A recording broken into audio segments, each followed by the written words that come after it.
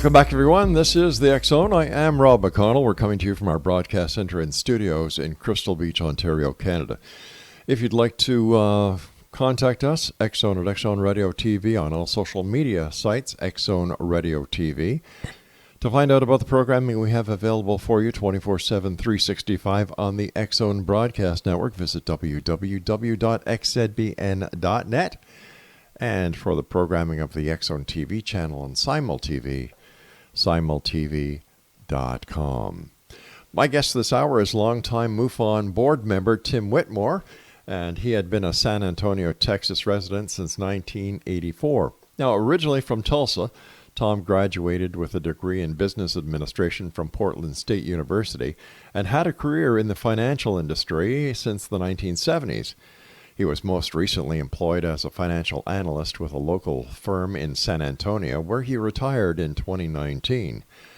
He is an accomplished guitarist and has a daughter who is a preschool teacher. Tom was invited to join MUFON board in 1995 and experienced the organization's progress through the successive administration of Walt Andrus, all the way through to the present day of Jan Harzan. He serves as treasurer and focuses on long-term and strategic issues for the organization. Now, Tom has been fascinated by military and intelligence agencies' interactions with the UFO public. He has undertaken a research study of the history of the MJ-12 affair and intends to eventually publish his findings. He participates in discussions on the MJ-12 topic by giving presentations to local UFO groups, appearing on internet, podcast, and radio shows, and by communicating in social media. Now, you can find out everything you'd like to know about Tom on his site.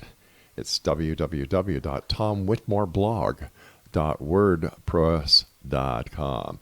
And joining me now is Tom Whitmore. And Tom, welcome back, or welcome to the X Zone, I should say. Hello, Rob, and thank you so much for having me on the show. I'm just delighted to be here. It's a great pleasure having you, sir. And wow, you certainly have paid your dues. And I kind of envy you because you're retired. And here I am, still here, 5 nights a week, 4 hours a night. And when I say to my wife I'm going to retire, she says, no. So good for you, pal. Thanks.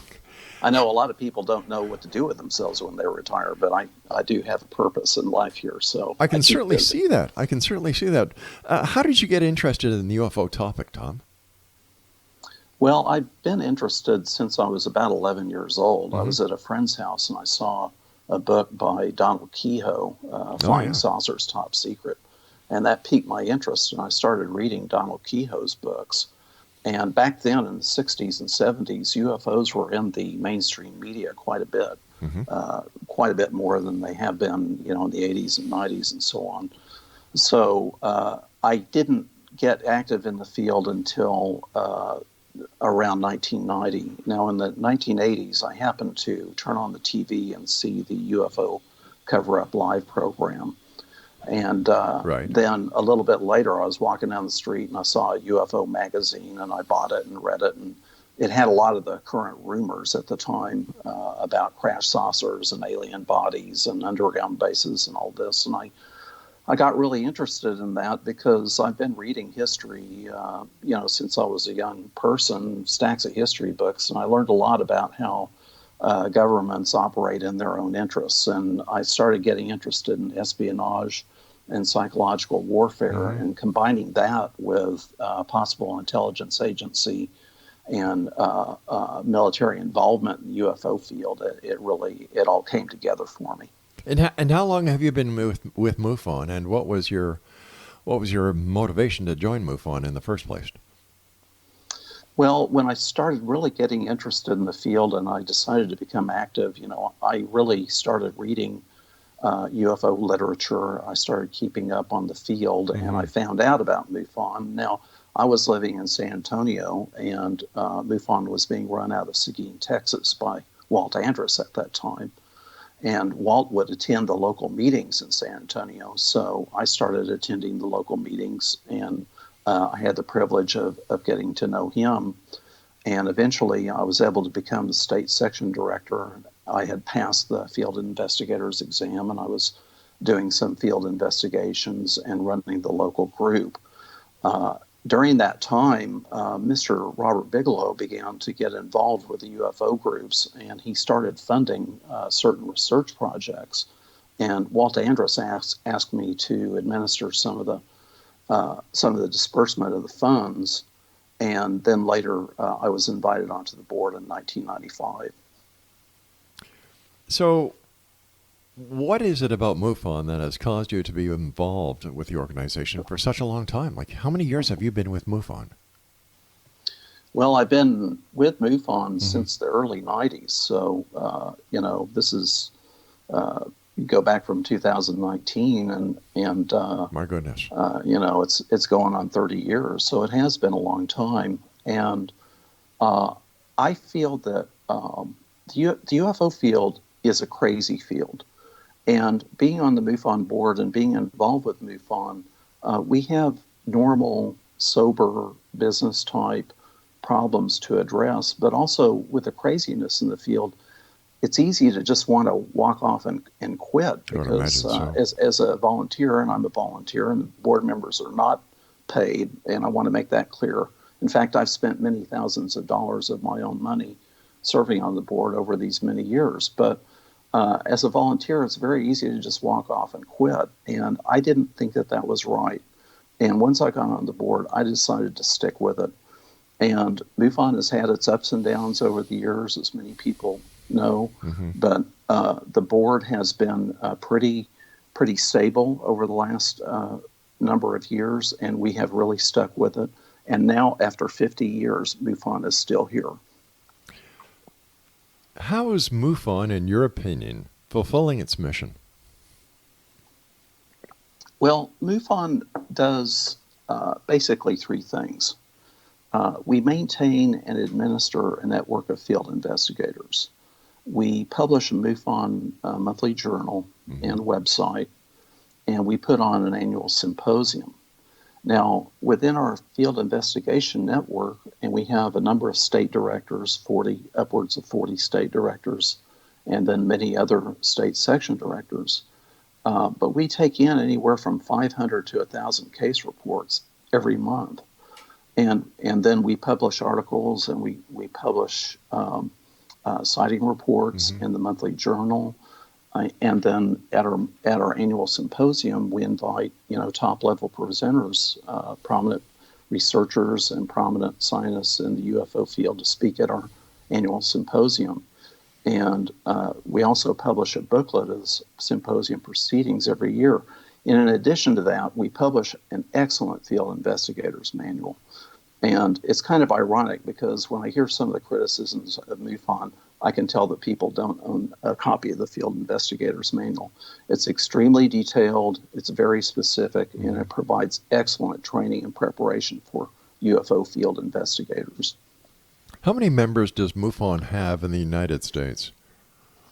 Worldwide. Worldwide, okay. We have, well, it varies. It's between 3,000 and 4,000. Right now, I believe it's at about 3,800 total worldwide. And it varies somewhat. I think in the United States we have closer to maybe 3,000, a little over 3,000 members. Don't quote me on that. I'm thinking that that's probably the case. In your opinion, are UFO sightings going up, or are they kind of stabilizing? They vary, and a lady by the name of well, I'm sorry, I haven't seen your moment, but a lady did a study of the MUFON data and the National UFO Reporting Center data and found that there are more UFO sightings in summer. Now, overall, I believe that UFO sightings are pretty much level. But I will say this, just on a street level and talking with social contacts, it seems to me that I'm hearing a great increase in numbers of people that are having experiencers that have either undergone abduction experiences or some kind of contact experience. And I think that my impression is that is becoming more and more common. All right, Tom, please stand by, sir. You and I have to take our first break. Exonation, my guest is Tom Whitmore, and if you'd like more information about Tom, visit his blog, tomwhitmoreblog.wordpress.com, and Tom and I will be back on the other side of this break, and we're going to be talking about the infamous MJ12 papers. This is the X Zone. I am Rob McConnell, a place where people dare to believe and dare to be heard. And we'll be back right after this very short commercial break. Don't go away.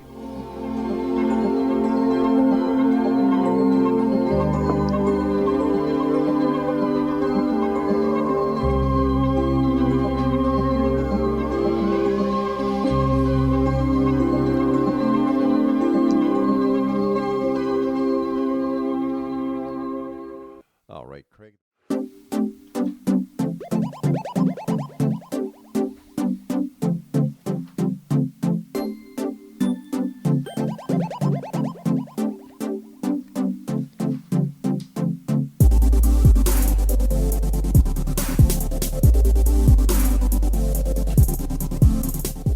Exonation, my guest this hour is Tom Whitmore. He is with MUFON. And if you'd like more information about Tom, visit his website, tomwhitmoreblog.wordpress.com. And for the information on MUFON, www.mufon.com. Tom, MJ12, what can you tell us about the MJ12? Well, like I said, Rob, I've always been interested in history, and getting interested in espionage and intelligence work and even psychological warfare, I found that this was interfacing with the UFO community. And in the 1980s, there developed a pattern of interaction between the Air Force Office of Special Investigations and the Defense Intelligence Agency and certain UFO researchers and groups. And that trend resulted in part in the MJ12 documents coming into the public domain in the mid-1980s. Now, when I became actively involved in the UFO field around 1990, MJ12 and Roswell were very prominent in the UFO public at the time. And I believe personally that the trend in these questionable documents that have been introduced in the public domain has been occurring at least since the early 80s and continues up to the present time. But isn't there a controversy out there when it comes to the MJ12 papers? There are people within the UFO community who say they're a fraud, they're a hoax, and then there are those who believe them to be real. How do you justify either side of this story?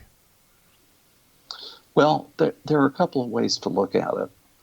For one thing, there's a possibility that there are certain people that were within the government hierarchy that were not happy with the UFO secrecy, and that they felt that some of this information should be disclosed to the public. Okay. But their dilemma was, how did they do it without breaking any laws, without disclosing confidential or classified information? And it's possible that the way that they did it was they created these questionable documents. Now, the documents, many of the documents, in fact, probably most of them, are not authentic. They're not genuine. But it's possible that they contain important information. For example, I could forge a letter to be purported by you, but it could contain correct information about you. So that is one possibility. Now, there are other explanations, such as the documents may have been issued in the 1980s in order to track Soviet spies, and there's a theory that they're just an out-and-out hoax, and so on and so forth. Now, I'm not claiming that any of the MJ12 documents are genuine, but I am extremely intrigued with the why. Why did this come about? And why has it basically been going on since the 80s up to the present time? Because in 2017, a document that I call the ultra top secret document came up on the internet, and it addresses MJ12 issues. But just because it came up on the internet, how do we know there's any validity behind it? Because, I personally believe, Tom, that the internet is the largest septic tank that mankind has ever created there, because, in my opinion, there's more crap in it than anything else. Yeah. And the internet and social media has completely changed the the approach that the intelligence agencies can take in terms of disseminating information. Now, in terms of this particular document, the ultra top secret documents, what I call it, it has a section that is the history of MJ-12, and I went straight to that, and it said that MJ-12 met at Flat Rock, Nevada, at a decommissioned naval air station. Well, I started looking on Nevada maps, and I couldn't find Flat Rock, Nevada anywhere. I've looked at state maps, highway maps, maps of Area 51, geology maps. There is no Flat Rock, Nevada. And also, I checked into any naval air stations. And there is one naval air station in Nevada, but it's in a completely different area. So those are red flags right there that tell you that there's something wrong with that document. Now, my approach is to study the subject and let the chips fall where they may. I'm not taking the position that the documents are genuine. So you're acting as a real, true investigator. You're getting the facts, and you're letting the facts speak for themselves. I'm trying. Yeah, and that's commendable. I'm serious. I find that very commendable, because I've spoken to so many people over the 30 years doing this show that they go into an investigation with a biased opinion. Now, as a former police investigator myself, that's not how you do an investigation. You do the investigation to the best of the ability, find the facts, investigate every aspect, and like you said, that's how it's done. So what have you found out so far, using your investigative prowess, to substantiate that there may or may not be a UFO connection with the MJ-12 papers, that they may or may not be part of an intelligence operation in order to track Soviet spies? Yes. Well, there is no smoking gun in terms of the reality of MJ-12. Right. But there are hints, and for example, I have one contact. I won't name his name right now. Of course not. But this person has told me that in his circles, they had heard about MJ-12 for years. There was also an interview done by Grant Cameron with a person by the name of Eric Walker, who apparently was involved in this kind of work. And Mr. Walker purportedly told Grant Cameron and another researcher that he had known about MJ-12 for 40 years.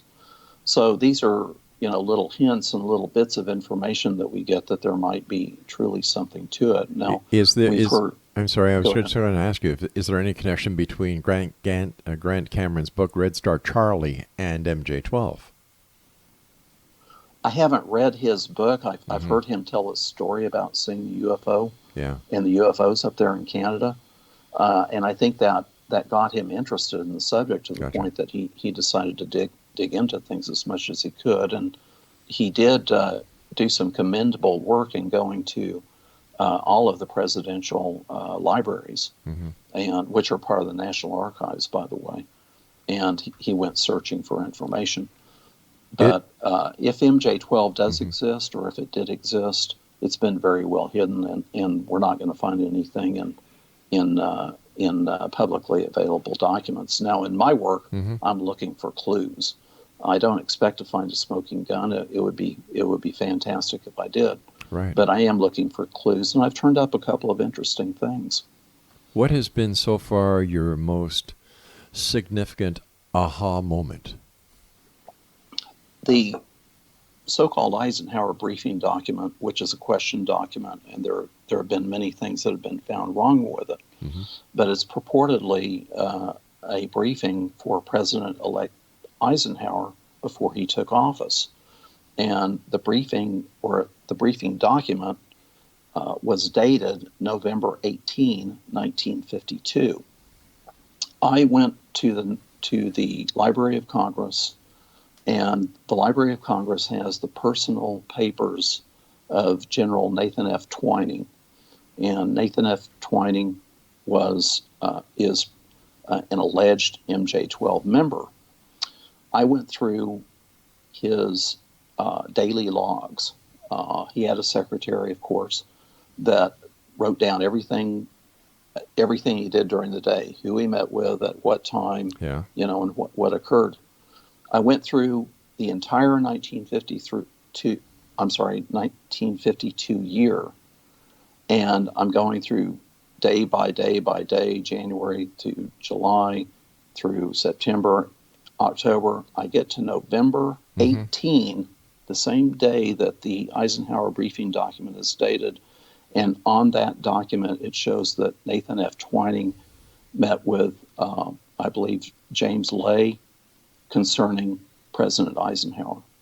And that gave me a jolt. I guess it would. It doesn't prove anything, but it certainly is an interesting correlation. It certainly is. It certainly is. Is there a connection between the MJ-12 papers and what happened in Roswell? Well, if you go by the Eisenhower briefing document, there is. And Richard Doty is another subject, but he claims to have been at a briefing in which they had film of the Roswell recovery, of the alleged Roswell recovery, which supposedly actually occurred near Corona, New Mexico, and at a location called Horse Mesa. It was actually two craft that crashed. And the thing is, Rob, if one or more saucers have been recovered with bodies, it's just almost certain that some kind of committee, some kind of secret group would have been formed to study it. And it's a big if. So if Roswell is real, then it's very likely that MJ-12 or something like it is real. All right, stand by, please. That was my cue that we have to take our news break at the bottom of the hour. XZonation, Tom Whitmore is our guest. www.tomwhitmoreblog.wordpress.com.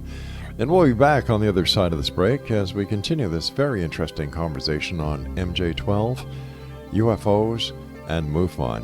If you'd like to contact anyone at MUFON, if you'd like to report a sighting of something you just can't explain in the skies, whether it's a UFO or UAP, visit www.mufon.com. I'll be back on the other side of this break. Don't go away.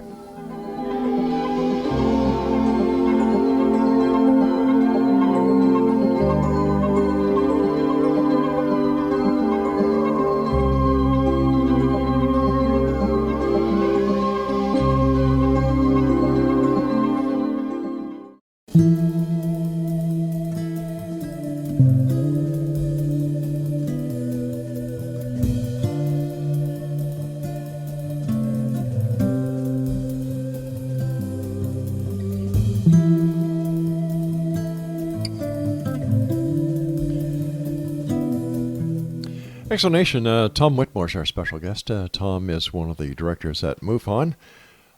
His website is tomwhitmoreblog.wordpress.com. And for all the information on MUFON, or if you'd like to report something in the sky that you believe is either a UFO or UAP, visit www.mufon.com. We've been talking a little bit about Richard Doty, former AFOSI special agent. Doesn't he have kind of a bad reputation? Well, he did have a bad reputation in the 90s, and it partly arose out of a difficult situation that I think he was involved in with a person by the name of Paul Benowitz, and word got out about what was going on there. And also Richard Doty was associated with William Moore, a top UFO researcher at the time. And William Moore, in 1989 at the MUFON Symposium in Las Vegas, gave a sort of a confession presentation in which he admitted to trying to burrow his way into the military intelligence complex to learn as much as he could about UFOs.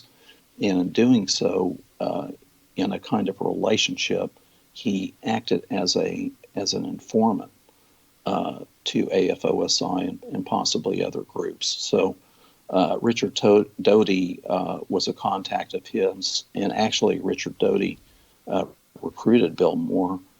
And because of that association, I think there was a lot of ill feeling about that. Now, I'd also like to say that I'm not here to advocate for Richard Doty, but to be fair, Yeah. I think there was a lack of information about what really occurred at that time, and I think there were some misunderstandings about Doty's role.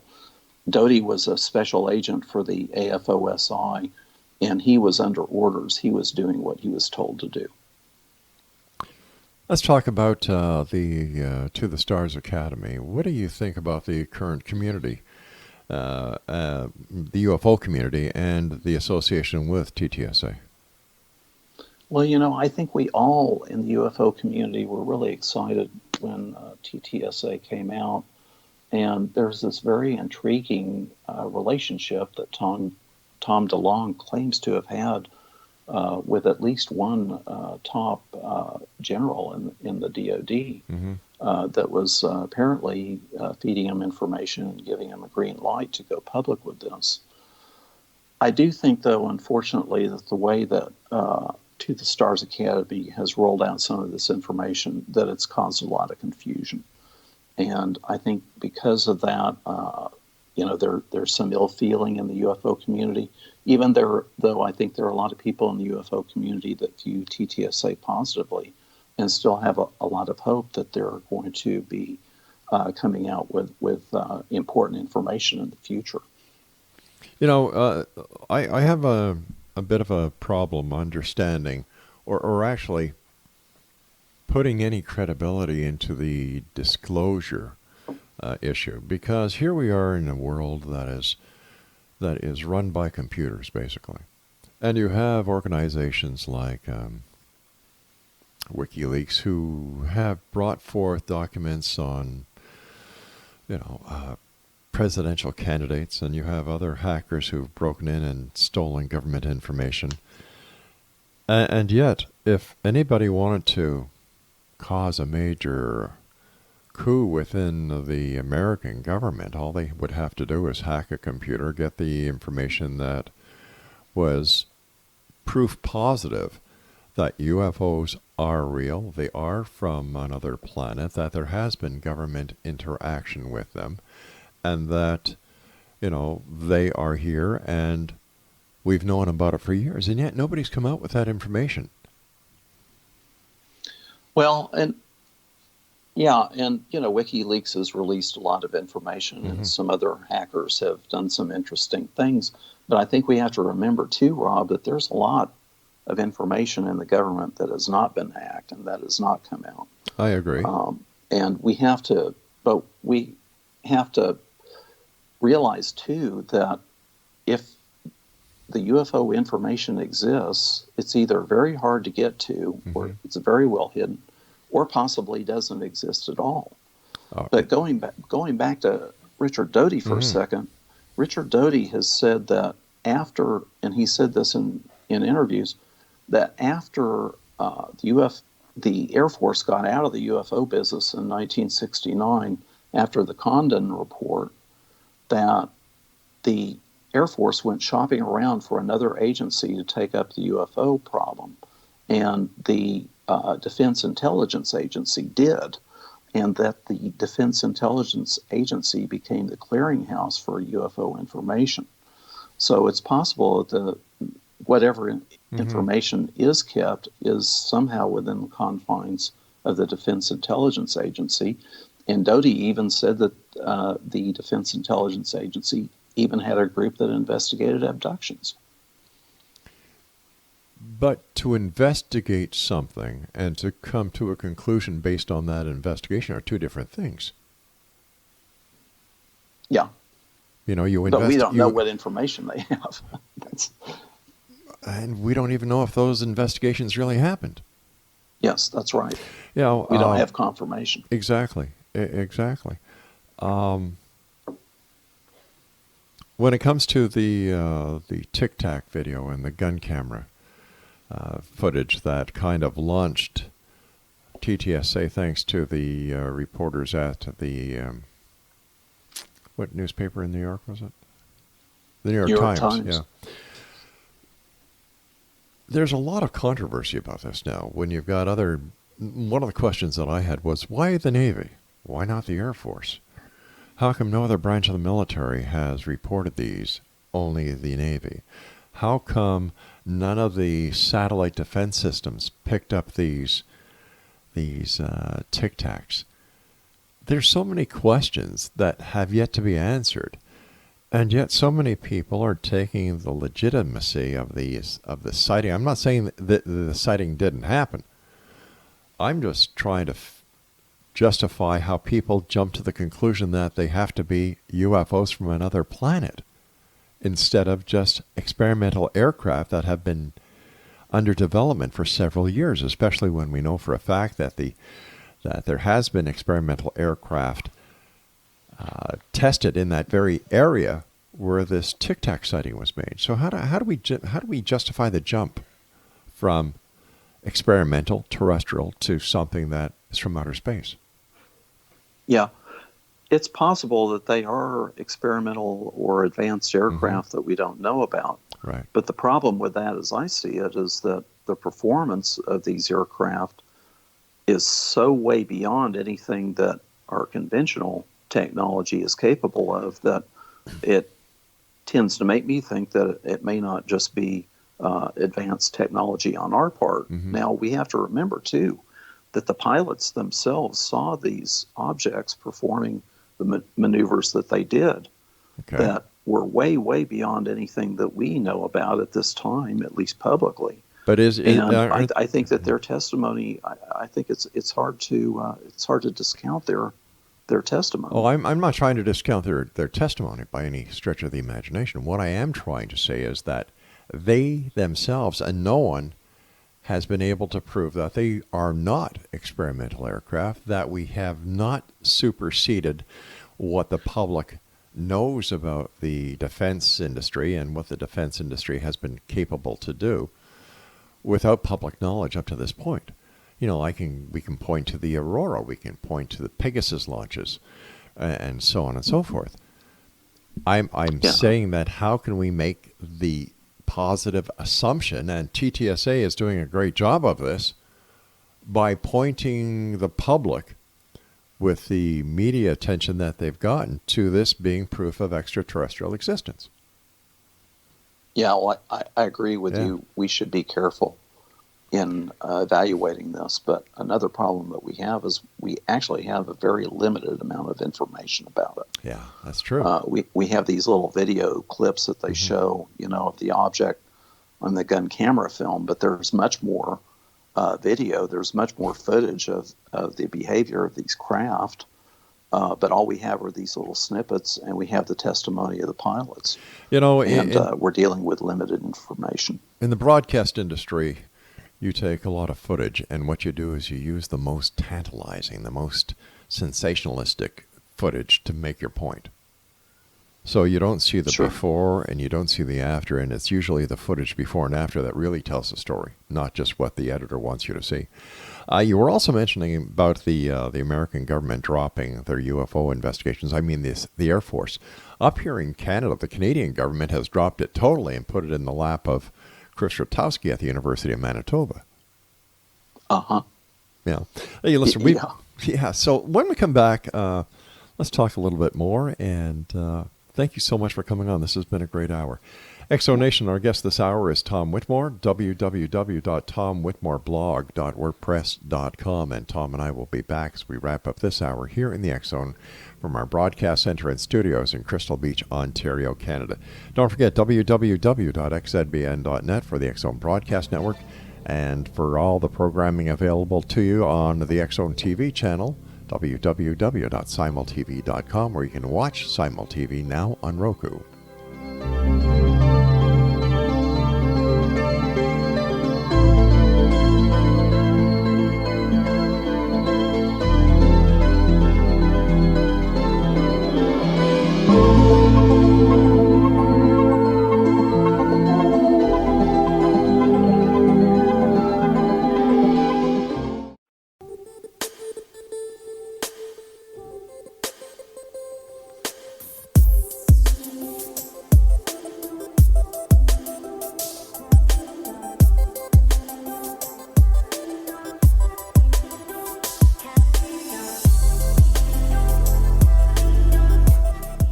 Exonation, my guest this hour is Tom Whitmore, www.tomwhitmoreblog.wordpress.com. First of all, Tom, I want to thank you so much for coming on the show. And as I told you during the commercial break, I have thoroughly enjoyed our discussion. And anytime you want to come back, the door is always open. And thank you, Rob. It's been a delight to be on your show tonight. Thank you, sir. Just before we went to the commercial break, I was mentioning that you were talking about how the United States Air Force kind of dropped the investigation of UFOs. And up here in Canada, the Canadian government dropped it, and they put it in the lap of Chris Rutowski at the University of Manitoba. What does this tell you, as an investigator, the attitude that both governments are taking? Well, the Air Force had paid its dues from the 1940s through the 1950s and the 1960s, and they had to deal with the very thorny public relations issues involved with the UFO problem, and all kinds of things were going on. You know, you had the contactees like George Adamski and George Van Tassel and those types, and then you had the legitimate UFO sightings that were really of high strangeness. And then you had all the noise, you know, the people seeing Venus and all that. The Air Force had to deal with all that, and they were sick and tired of it because they were really in the business of defending this country. That's right, yeah. So they were looking for ways to get out of it, and they did. They did get out of it. Now, I think that we have to remember, and I'm quoting Richard Doty again, but according to him, the AFOSI investigates any UFO incidents that affect Air Force bases. Air Force bases, Air Force property, airplanes, or Air Force personnel. Now, the dichotomy that I see, the disconnect, is that almost certainly is true, and it makes sense. And yet, if Air Force pilots and other pilots report a UFO, it actually goes against their career, and they regret ever reporting it, and it could actually ground them and end up having a desk job instead of flying. So I see a real disconnect there. And I think since the Air Force has gotten out of the UFO business publicly, that they have made every effort to not get involved publicly in the UFO field at all. Now, they were forced to get back into it in the 1990s after the Roswell controversy came up. And Representative Stephen Schiff in New Mexico had been getting these complaints, and these complaints claims by people that were involved in the Roswell affair, and he was able to induce a GAO investigation. And then I think the Air Force had to cover their tracks, and they came out with this phone book-sized report claiming that the Roswell incident was probably caused by a mogul balloon. And the UFO community and the public came back and said, what about the bodies? Yeah. And they came out with a second report called Case Closed, in which they claimed that so-called crash dummies were responsible for these bodies reports. So in those efforts, the Air Force had, I think, from a UFO participant perspective, the Air Force had discredited itself. And some of the inside track on this is that if you ask the people that were involved in creating these reports, they admit they were doing what they were told. Why is it then, if all the evidence is there, as so many UFO investigators believe it is, that we have been visited? 1947 was the focal point at that time. Roswell, New Mexico is the mecca of ufology. Betty and Barney Hill are legitimate. Travis Walton is legitimate. And the list goes on and on and on. That the government does have files. There are hidden craft and extraterrestrials at Area 51. If all this is legitimate, why is it then the government, and I'm going to put MJ-12 in there as well, why doesn't the government just come up and say, you know what, guys? They're here. Well, there are a couple possibilities there. One is the information doesn't exist. In other words, there's nothing that the government has to disclose. I think that's unlikely. Okay. Secondly, if craft was recovered and bodies, and possibly more than one, possibly several. They have basically been lying to the American public since the 1940s and saying that there's nothing to it. So they're in a really difficult position if they come out now and say, well,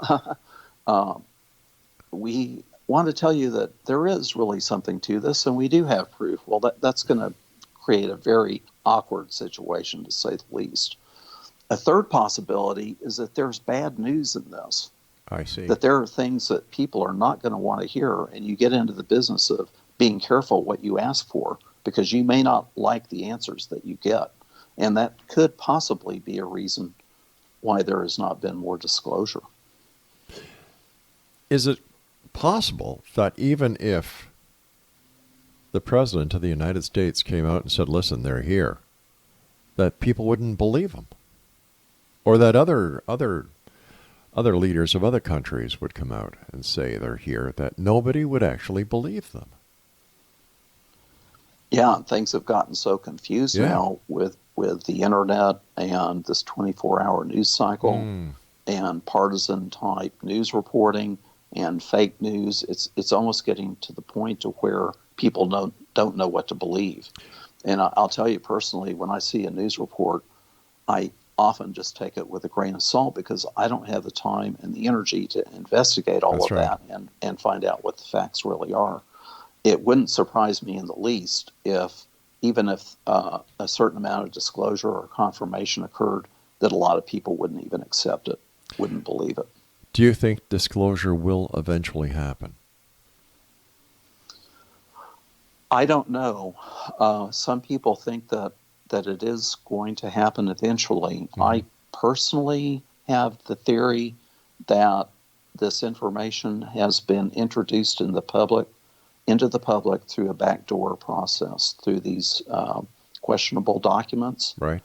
And what's happened, and Grant Cameron says this all the time, and I agree with him, that these documents are created in such a way that they always provide plausible deniability. There's always something wrong with them. But at the same time, there is certain information in these documents that is seeping into the public domain, into the public consciousness. And if you consider what people think is possible today compared with, say, 50 years ago, it's completely different. The public is, I believe, much more acclimated to the idea that we've been visited by non-terrestrial parties. Over my years doing the show, I've interviewed many authors, and they have told me point blank, if they want to get a point across, they will do it in a fictional book rather than in a biography, because people are more tended and more open to the possibility when reading a fictional book. So you add a little bit of truth, you add a little bit of fiction, and you add and this is I guess basically what you're saying about the MJ-12 papers. Yeah, and also people in military and intelligence that have a lot of classified background and classified experience in classified programs. A lot of times they end up writing novels because they can't get the information cleared by the censors in DOD, in a nonfiction format. So they end up writing it in a fictional format. And that's how it gets into the public domain. My final question, and we're running out of time very fast. I've got about a minute and a half here. What do you see for the UFO field going into the year 2020? Well, and I just think the UFO field has always been difficult. Groups don't cooperate. People don't cooperate. Some people do.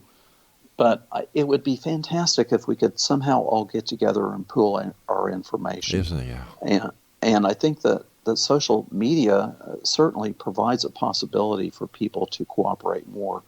Unfortunately, a lot of people are misusing social media, and it's creating division, and it's creating discord.